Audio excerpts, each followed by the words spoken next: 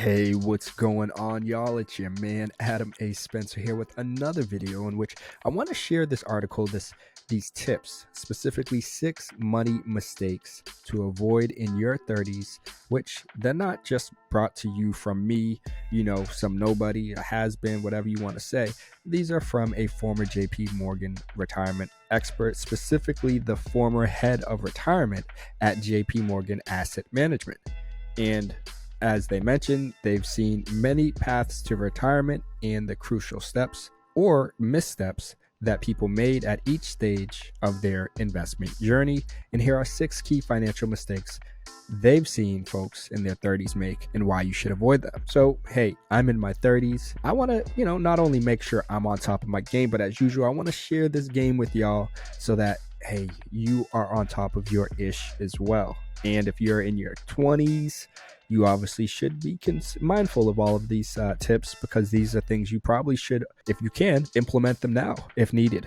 If possible in some of these situations. Now, of course, maybe you don't have kids, maybe you don't own a house, so things will be a little different. But you can, for example, number one, get a emergency fund. Not having an emergency fund in your 30s is, I don't want to, because I know too many of y'all. I know too many people in my personal life that still don't have an emergency fund with 3 to 6 months of living expenses. So it's tough. I get it. I know it, but you got to make it a priority. So let me just jump into this, what they point out, because this is the expert. I'm not the expert. This is the expert.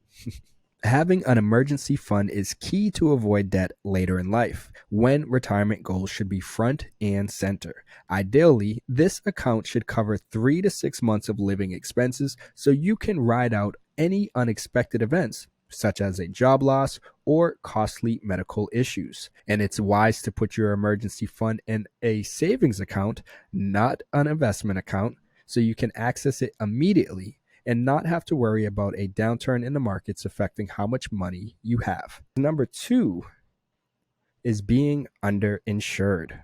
Many people don't like to buy insurance because it means paying for something they hope to never use. But the consequences of being uninsured are so large that they can wipe you out financially. One medical emergency or accident on the job, for example, can change your financial trajectory.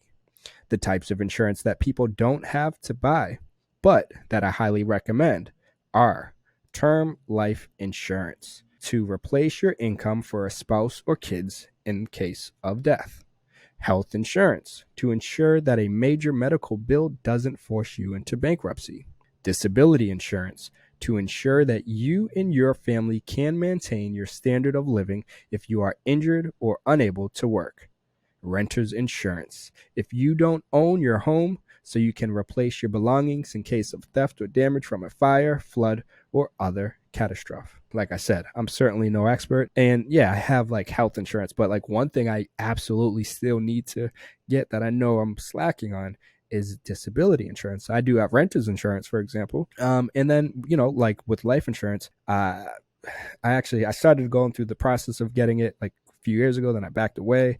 Now I'm at this kind of funky crossroad. Been doing some research. My guy, what's his name? Jake Taylor Jacobs. Jake Taylor. I'm going blank, but he's big on Brother Ben. He works with Brother Ben, and they're big on kind of be your own bank. And part of it relies on, I believe it's full whole life insurance, not term life insurance. But that's where I'm in the process now of kind of doing that research and getting my eggs in row, my ducks in row, for some kind of life insurance, because while I don't have a spouse or any kids, if something was to happen to me, at least this money would go towards like my burial and all of that. My family wouldn't have to worry about it. And then what other money I have left over, essentially, that money is pretty much all gonna, if something happened before my mother, it's all gonna go to my mother, and she can dimmy it up or do whatever she decides, or it would go to like my siblings. And so those are different things that I've already started to put in place, but I still need to get some of these other tips, other pointers done with as well. But at least they are on my radar, and it's good to know that I'm moving in the right direction. Okay. I'm heading in the right direction. And that's what it's all about, making progress. If you would have asked me 5 years ago if I had renter's insurance, I would have been like, what? What is that? So times are changing and we continue to make progress. And it's all about them baby steps, continuing to move forward.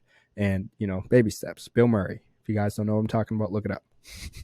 So keeping it moving, we have number 3, keeping it moving. As I said, it's all about moving forward. Making minimum payments on high interest debt. If you have high interest rate student loans at an interest rate above 5.8%, personal loans, or credit card debt, I always suggest paying them down as aggressively as possible before you focus on low interest rate student loans, car loans, or a mortgage. In fact, it might make sense to only make the minimum payments on lower cost loans until you get rid of the high cost loans. The faster you can pay those off, the more money you'll have to put towards other financial goals that become increasingly important as you progress in your 30s. So, this actually, you guys should know, if you are a regular on this channel, we've covered a debt method, a debt-free method to help you with actually getting rid of your debt. And do you guys know what it's called? Because that's exactly what this is.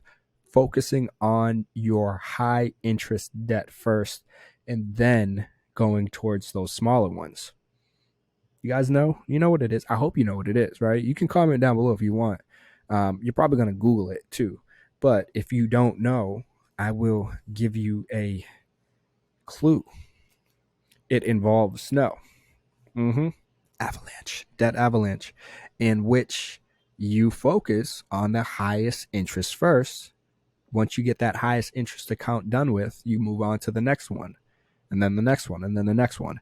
And ultimately, this is the most efficient way to pay off your debt as quickly as possible, but also with as little interest and extra fees as possible. Of course, there's the snowball approach, which a lot of people prefer because it's just easier and you see your progress paying off kind of more quickly, kind of sooner. You see it paying off sooner, but it actually isn't. So number 4 on this list is buying too much house. Given the crazy increase in house prices this year, the temptation to stretch and take on a bigger mortgage than you expected is high. But you need to make sure that your housing budget includes room for things like unexpected repairs, maintenance, and potential changes to your future income if you start a family. Home ownership is gratifying and can lead to wealth creation, but that's not guaranteed. What is guaranteed, though, is that you'll have to spend a lot more on your house than just the mortgage payment. So I know everyone's so big on, oh, you got to own a house, you got to be a homeowner, buy a house. I agree, but don't overdo it. Number 5 is not aggressively saving for retirement. When you're in your 30s, retirement can seem far away, but every dollar you save for retirement now will have 10 to 20 extra years to accumulate compound interest than money saved in your 40s and 50s. So if you work for an employer with a 401k or 403b plan, save at least enough to get the employer match. It's the only guaranteed return on your savings you'll ever get. If your job doesn't offer a 401k plan, set up an IRA that will automatically move money from your checking account on payday. If you aren't maxing out the contributions you can make, promise yourself that you will increase the amount you save every time you get a raise. And this said to all my people out there with a IRA, well, it is a new year and you technically can continue to contribute to last year's contributions up until like tax time pretty much. So if you didn't hit max out last year $6,000 for pretty much anyone watching this, then you still got a little time to max it out. Pay a little every week. All right, I know some people here are like $6,000, I don't got that much money.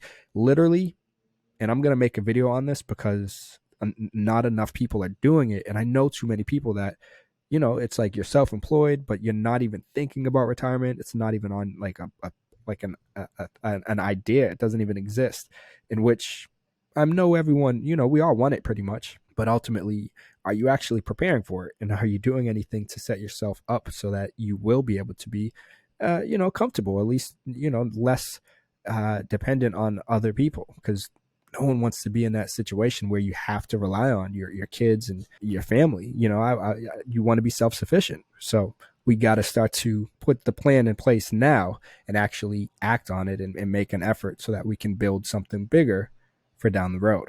And number 6 on the list is saving for your kids before saving for yourself. Once you become a parent, it's natural to want to put your kids' needs in front of your own. But saving for your children's college education before you save for your own retirement is a huge mistake. There are many ways to pay for college, such as scholarships and choosing less expensive schools or loans. One of my kids went to a public university and the other received academic scholarships at a number of schools. But there's no way to pay for retirement other than saving. So, yes, of course, you got to take care of your kids, but you need to also take care of yourself. You can't take care of others if you are, relying on them. And down the road, your kids might, everything you're working on to kind of put your kids in a better position will kind of be, it'll defeat the purpose, so to speak, because they will have to take care of you. So, I mean, you're going to just be eating away anything that they kind of would have been able to generate because you didn't take care of yourself first. It's one of those kind of funky things, it's like that thought of the image of being on a plane, and if the plane's going down and the thing drops down, that mask, it's like, well, do you put it on yourself first or do you put it on the kid first? I think the initial thought would put it on your kid first, but if you can't breathe, if you can't survive to take care of both of you, then who's going to take care of the kid? So this is kind of that same concept, I think, that you have to make sure you do take care of yourself as well as your kid. And of course, easier said than done because I don't have kids, but this isn't coming from me. This is coming from Ann Lester, who is the former head of retirement solutions for JP Morgan Asset Management Solutions Group. So if you guys disagree with any one of these tips, feel free to leave a comment down below. I'll let our girl Ann know that you disagree. But yeah, I certainly wanted to make sure I shared these pointers with you. I mean, most of my audience, the core of my audience is around my age and 30s, maybe late 20s, maybe early 40s as well. And so I think all of these pointers, all of these tips will be helpful for pretty much anyone out there as we start off a brand new year. Make sure you are putting these in kind of your plan. I don't know if you do New Year resolutions or if you have a 5-year or 10-year plan. Maybe, again, this might be a great idea for a video for me to do, but you should absolutely have either one or all of the above. So anyway, I'm going to wrap it up there. Would love to hear what you guys think. Comment down below with your thoughts, and feel free to like this video while you're down there. And of course, subscribe to the channel. Hit that notification bell so you can stay up to date on all of our latest and upcoming video content to help you with making, managing, and growing money. But all right, my friends, you already know I got to keep it moving, but I'll see you in the next video. Peace.